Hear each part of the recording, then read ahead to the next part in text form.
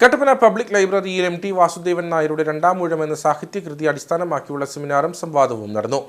Library അങ്കണത്തിൽ സംഘടിപ്പിച്ച പരിപാടിയിൽ പ്രശസ്ത സാഹിത്യകാരൻ മോബിൻ മോഹനൻ വിഷയം അവതരിപ്പിച്ചു. Idukki taluk library council president CP Parappayi ഉദ്ഘാടനം ചെയ്തു. എം ടി വാസുദേവൻ നായർ രചിച്ച മലയാളത്തിലെ പ്രശസ്തമായ നോവലാണ് രണ്ടാം ഊഴം. മഹാഭാരത കഥ ആസ്പദമാക്കി രചിച്ച ഈ നോവലിൽ ഭീമനാണ് കേന്ദ്ര കഥാപാത്രം. 5 മക്കളിൽ രണ്ടാമനായ ഭീമന് എല്ലായ്പ്പോഴും അർജുനനോ യുധിഷ്ഠിരനോ കഴിഞ്ഞ് രണ്ടാം ഊഴമേ ലഭിക്കുന്നുള്ളൂ. പാഞ്ചാലിയുടെ കാര്യത്തിലും ഇത് തുടർന്നു. ഇതാണ് പേരിന് പിന്നിൽ. 1985 വയലാർ അവാർഡ് നേടിയ നോവലാണ് രണ്ടാം ഊഴം.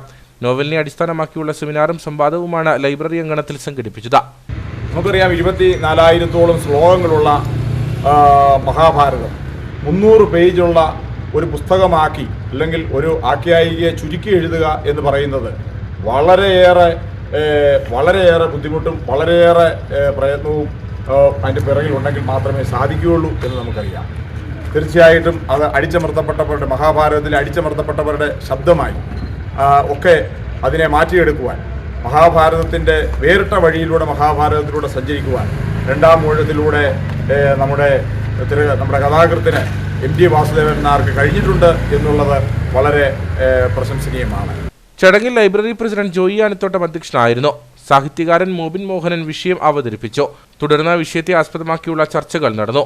ദീർഘകാലം കട്ടപ്പന പബ്ലിക് ലൈബ്രറിയുടെ വിവിധ സ്ഥാനങ്ങൾ വഹിക്കുകയും താലൂക്ക് ലൈബ്രറി കൗൺസിൽ പ്രസിഡന്റായി സേവനമനുഷ്ഠിച്ച PJ വർക്കിയെ യോഗത്തിൽ ആദരിച്ചു.